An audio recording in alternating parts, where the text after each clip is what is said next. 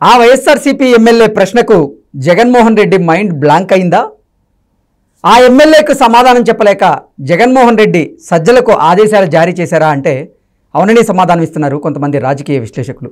ఇక ఇదే అంశానికి సంబంధించి మనతో మాట్లాడేందుకు ప్రముఖ రాజకీయ విశ్లేషకులు రాజేష్ అప్పసాని గారు మనతో ఉన్నారు. సార్తో మాట్లాడారు. సార్ నమస్తే అండి. నమస్తే సార్, వైఎస్ఆర్సీపీ ఎమ్మెల్యే వేసినటువంటి ప్రశ్నకు జగన్మోహన్ రెడ్డి మైండ్ బ్లాంక్ అయిందని, ఆయన సమాధానం చెప్పలేక సజ్జలను ఆదేశించారంటూ కూడా ఒక వార్త బయటకు వచ్చింది. ఆ చిత్తూరు జిల్లాకు సంబంధించినటువంటి ఒక దళిత వైఎస్ఆర్సీపీ ఎమ్మెల్యే, మీరు సామాజిక న్యాయం అని చెప్తారు, నాకు చేసేటువంటి సామాజిక న్యాయం ఇదేనా అంటూ జగన్మోహన్ రెడ్డిని ప్రశ్నించారని, రెడ్లు తప్పు చేస్తే దళితుడినైనటువంటి నన్ను మీరు శిక్షిస్తున్నారు, ఇది ఎంతవరకు కరెక్ట్ అంటూ ఆయన ప్రశ్నించారని, ఆ ప్రశ్నకి జగన్మోహన్ రెడ్డి సమాధానం చెప్పలేక నీళ్లు మింగాడంటూ కూడా ఒక వార్త బయటకు వచ్చిన నేపథ్యంలో ఏంటి సార్ ఈ అంశాన్ని మనం ఎలా చర్చించుకోవచ్చు? పాలకుడిగా జగన్మోహన్ రెడ్డి గారు ఆయన మైకి దొరికిన ప్రతి సందర్భంలో కూడా ఆయన ఏం ప్రస్తావిస్తారు అంటే, నా ఎస్సీలు, నా ఎస్టీలు, నా బీసీలు, నా మైనారిటీలు, నా నా నా అని చెప్పని ప్రస్తావిస్తూ ఉంటారు. అది విన్న జగన్మోహన్ రెడ్డి గారు వైఖరి గురించి తెలియని, అసలు రాజకీయాల గురించి అవగాహన లేని వాళ్ళు ఏమనుకుంటారంటే, ఆహా ఈయన కదా ముఖ్యమంత్రి అంటే, ఇవాళ ప్రతి వర్గాన్ని నా సొంత కుటుంబ సభ్యుల్లాగా భావిస్తున్నాడు అని చెప్పని ప్రజలు ఆపోహపడే అవకాశం ఉంటుంది. ఆపోహపడే అవకాశం, ఎందుకంటే వాస్తవం అది కాదు. వాస్తవం పూర్తి విరుద్ధంగా ఉంది. ఈ నా అని ఇక్కడ నుంచి చెప్పే జగన్మోహన్ రెడ్డి గారు, ఆయన ఇక్కడ ఉన్నది మాత్రం వేరే. ఇక్కడ వేరే ఉంది కాబట్టి ఇక్కడ నుంచి నిత్యం అది ప్రస్తావిస్తూ ఉంటారు. ప్రజల్ని నేను ఎల్లకాలం మెస్మరైజ్ చేయగలను, నేను మ్యానిపులేట్ చేయగలను, నా మాటల ప్రభావంతో ప్రజలు ఎప్పుడూ మోసపోతారు అని చెప్పని 2019కి ముందు జగన్మోహన్ రెడ్డి గారు చెప్పిన ప్రతి మోసపు మాటల్ని ప్రజలు నమ్మారు. ఇవాళ పాలకుడు ఆయన వ్యవహార శైలి ఏంటి అనేది 4 సంవత్సరాల 7 నెలల 3 రోజులుగా ప్రజలు ప్రత్యక్షంగా చూస్తున్నారు, అనుభవిస్తున్నారు. ఇప్పుడు ఇంకా కూడా ఆయన ఆ మైకి తీసుకొని ఉపన్యాసాలు చెప్తే ఆ ఉపన్యాసాల ప్రభావంలో, ఆ ప్రచారంలో పడిపోవడానికి ప్రజలు సిద్ధంగా లేరు. అదే అంశం నిన్న చిత్తూరు జిల్లాకు సంబంధించిన దళిత శాసనసభ్యుడి రూపంలో మరొకసారి స్పష్టమైంది. వైసీపీ పార్టీలో అసలు వాస్తవంగా ఈ ప్రభుత్వ హయాంలో దళితుల స్థితిగతులు ఎట్లా ఉన్నాయి అనేది, రాష్ట్ర వ్యాప్తంగా ఎటువంటి సంక్షోభ పరిస్థితులు ఎదుర్కొంటున్నారు అనేది జగన్మోహన్ రెడ్డి గారికి సూటిగా, స్పష్టంగా, నిర్మోహటంగా ప్రశ్నించిన ఆ దళిత ఎమ్మెల్యే స్పష్టం చేశారు. ఎందుకనంటే ఇక్కడ దీంట్లో కీలకంగా ఉన్న అంశం ఏంటి అంటే, ఇప్పుడు జగన్మోహన్ రెడ్డి గారు అభ్యర్థిత్వాల ఖరారు, మార్పు చేర్పులు, రకరకాల ఎక్సర్సైజ్లు చేస్తున్నారు కదా. ఈ ప్రాసెస్లో భాగంగా చిత్తూరు జిల్లాకు సంబంధించిన ఒక దళిత శాసనసభ్యుడిని ఆయన మార్పు చేయడానికి ఒక నిర్ణయం తీసుకొని ఆ అంశం ఆయనకి నచ్చజెప్పడం కోసం ఆయన పిలిచారు.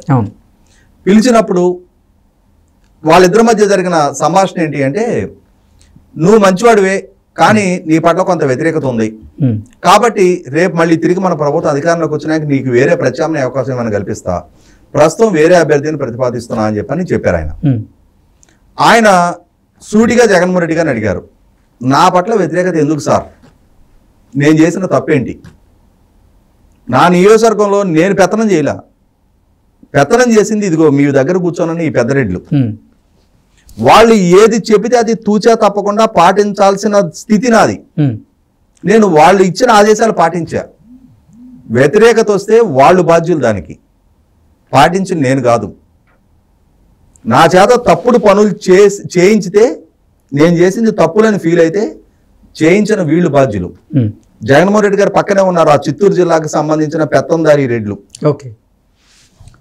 జగన్మోహన్ రెడ్డి గారు వాళ్ళ వైపు చురుక చూశాడు. వాస్తవం నిజం నిష్ఠూరంగా ఉంటుంది కాబట్టి, ఆయన స్పష్టం చేసింది నిజం కాబట్టి సమాధానం చెప్పలేని నిస్సహాయ స్థితిలో ఈ దళితుల శాసనసభ్యుడు సంధించిన ప్రశ్నకి సమాధానం చెప్పలేక వాస్తవం రిలీజ్ అయ్యి జగన్మోహన్ రెడ్డి గారు కూడా మౌనాన్ని ఆశ్రయించాడు. ఇది చిత్తూరు జిల్లాకు సంబంధించిన దళిత శాసనసభ్యుడి రూపంలో మనకు కనిపిస్తుంది. కానీ ఇది ఒక్క చిత్తూరు జిల్లాకే పరిమితం కాల. మీరు గమనించుకుంటే జగన్మోహన్ రెడ్డి గారు మొన్న 11 మంది శాసనసభ్యుల్ని స్థానభ్రంశం చేశారు, కొంతమందికి టికెట్లు నిరాకరించారు.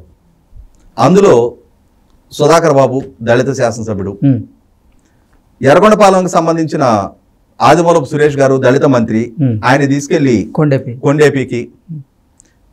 తర్వాత వేమూరుకి సంబంధించిన దళిత మంత్రి, ఆయన తీసుకెళ్లి సంతనూతలపాడుకి. సంతనూతలపాడులో ఉన్న సుధాకర్ బాబుకి టికెట్ నిరాకరించారు. తర్వాత మాజీ హోంమంత్రి పత్తిపాడుకు సంబంధించిన మేఘతోటి సుచరిత గారిని తాడికొండకి. ఆ తాడికొండలో గతంలో ఇప్పుడు ప్రజెంట్ ఎమ్మెల్యేగా ఉన్న ఉండవల్లి శ్రీదేవి గారు, ఆమె జగన్మోహన్ రెడ్డి గారి ఆదేశాలు పాటించి తన నియోజకవర్గ పరిధిలో రాజధాని నిర్మాణం జరుగుతుంటే ఆ రాజధాని విధ్వంస నిర్ణయం జగన్మోహన్ రెడ్డి గారు తీసుకున్నా కూడా ఆయన పట్ల అత్యంత లాయల్టీ ప్రదర్శించి తన నియోజకవర్గ ప్రజల మనోభిష్టాలకు వ్యతిరేకంగా పార్టీ లైన్కు కట్టుబడి ఉన్న పర్యవసానం అక్కడ ప్రజల నుంచి తీవ్ర వ్యతిరేకత ఎదుర్కొంది. జగన్మోహన్ రెడ్డి గారు చేసిన తప్పుడు నిర్ణయ పర్యవసానం ఆ ప్రజల నుంచి వ్యతిరేకత ఎదుర్కొంది. ఆమె ప్రజల నుంచి వ్యతిరేకత ఎదుర్కొందన్న సాగా చూపించి ఆమె ఎమ్మెల్యేగా కొనసాగుతుండగానే ఆమె ఆత్మ గౌరవాన్ని దెబ్బతీస్తా అక్కడ డొక్కా మాణిక్య ప్రసాద్ గారిని తీసుకెళ్లి ఇన్ఛార్జిగా పెట్టారు.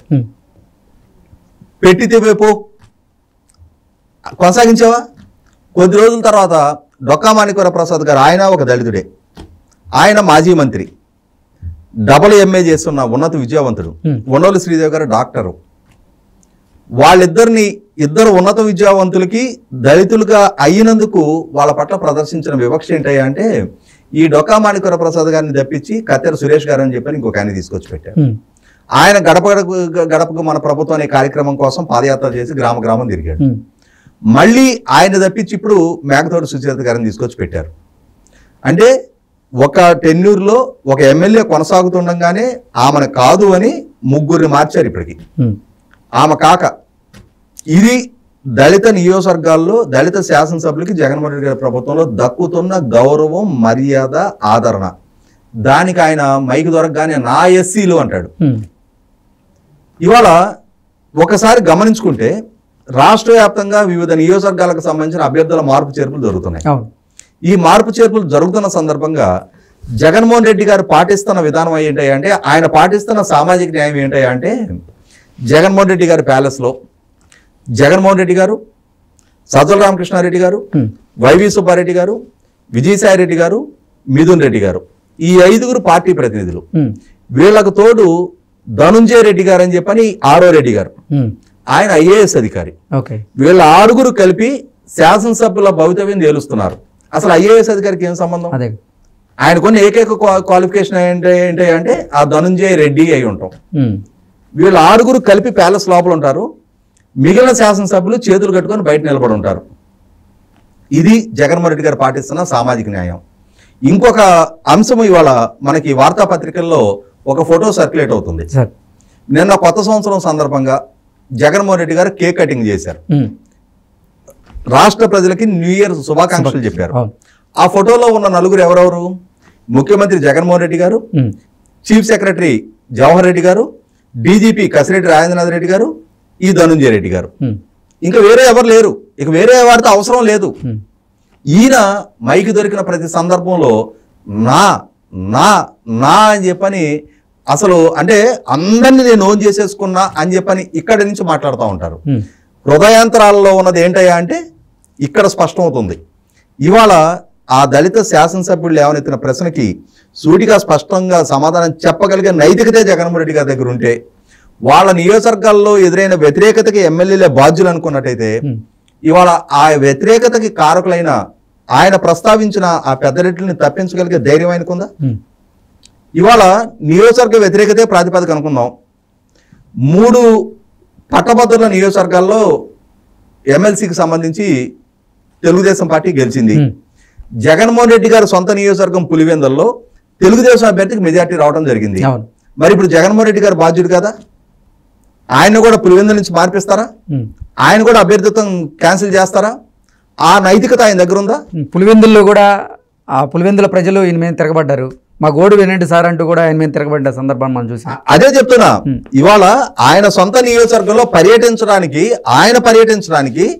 78 నుంచి వాళ్ళకి పెట్టన కోటలాగా ఉన్న నియోజకవర్గం ఆయన పర్యటించడానికి పరదాలు, బ్యారికేడ్లు, 3000 మంది పోలీసుల పహరా, ఇంత పకడ్బందీ భద్రత మధ్య పర్యటించాల్సిన దుస్థితిలోకి ఆయన ఎందుకు పడిపోయారు? ఆయనకు అంత సానుకూలత ఉంటే ఆయన టికెట్ కూడా ఆయన మార్చుకోగలరా? మరి మార్చుకునే నైతికత ఉందా? ఇవాళ దళితులను బలిపశువులు చేస్తున్నారు, వాళ్ళని బలిపేటం ఎక్కిస్తున్నారు, వాళ్ళ రాజకీయ భవిష్యత్తు అగమ్యగోచరంగా చేస్తున్నారు. బలహీన వర్గాలని దళితుల్ని మొట్టమొదటి టార్గెట్ చేసి బీసీ మంత్రిని అని చెప్పని నిన్నటిదాకా ప్రచారం చేసిన విడదల రజనీ గారిని చెల్లూరుపేట నుంచి గుంటూరు తీసుకొచ్చారు. గుంటూరు 2019లో రాష్ట్ర వ్యాప్తంగా తెలుగుదేశం పార్టీ ఓడిపోయిన సందర్భంలో కూడా గుంటూరు సీటు గెలిచింది, తెలుగుదేశం బలమైన సీటు. అంతకుముందు 2014లో కూడా తెలుగుదేశం గెలిచింది. రాష్ట్ర వ్యాప్తంగా తెలుగుదేశం ఓడిపోయిన సందర్భంలో కూడా గుంటూరు ఎంపీ తెలుగుదేశం గెలిచింది. అటువంటి గుంటూరులో ఇప్పుడు విడదల రజనీ గెలిపించడానిక ఓడించడానిక తీసుకొచ్చి ఇక్కడ పెడుతుంది. చిలకలూరుపేటలో ఆమెకి వ్యతిరేకత ఉంది అని చెప్పని ఇప్పుడు గుంటూరు తీసుకొస్తున్నారు. గుంటూరు ఎందుకు ఆమెను బలిపోసం చేసే ప్రయత్నం చేస్తున్నారు? మీకు లాయల్టీ ప్రదర్శించినందుక. ఇవాళ 100కి 100 పాళ్ళు జగన్మోహన్ రెడ్డి గారు ఒక చేతితో ఒకళ్ళని చూస్తున్నాడు, ఒక కంటితో ఒకళ్ళని చూస్తున్నాడు, ఇంకో కంటితో ఇంకొకళ్ళని చూస్తున్నాడు. ఈ రెండో కంటితో చూసేది పూర్తి వివక్షపూరిత చూపు చూస్తున్నాడు.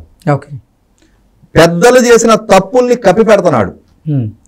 ఇవాళ చిన్నవాళ్ళని వాళ్ళ తప్పులకి వీళ్ళని బాధ్యులను చేసి బలిపశువులు చేస్తున్నాడు. ఇది వాళ్ళ సొంత పార్టీ శాసనసభ్యులే రిలీజ్ అవుతున్నారు, మొహాన ప్రశ్నిస్తున్నారు. పైగా నేను ఆ శాసనసభ్యుడికి 4.5 సంవత్సరాల తర్వాత మొట్టమొదటికి ఈయనతో అపాయింట్మెంట్ దక్కిందంట. అంటే తన పార్టీ శాసనసభ్యుడు 4.5 సంవత్సరాల పాటు కనీసం దర్శన భాగ్యం కూడా లేదు ఆయనకి. ఇది ఆ పార్టీలో ప్రస్తుత ఎమ్మెల్యేల స్థితి. ఇటువంటి పరిపాలన చేస్తున్న జగన్మోహన్ రెడ్డి గారు, తన పార్టీలో ఇంటర్నల్ గా ఇంత డెమోక్రటిక్ గా ఉంటున్న జగన్మోహన్ రెడ్డి గారు రాష్ట్రంలో ఎటువంటి పరిపాలన అందిస్తున్నారు అనేది రాష్ట్ర ప్రజలు ఆల్రెడీ రిలీజ్ అయ్యారు. 100కి 100 పాళ్ళు వీటికి అన్నిటికీ తగ్గ ప్రతిఫలం జగన్మోహన్ రెడ్డి గారికి రిటర్న్ గిఫ్ట్ రూపంలో ప్రజల నుంచి వాళ్ళ పార్టీ శ్రేణుల నుంచి కూడా అందటం ఖాయం. Okay sir, thank you so much.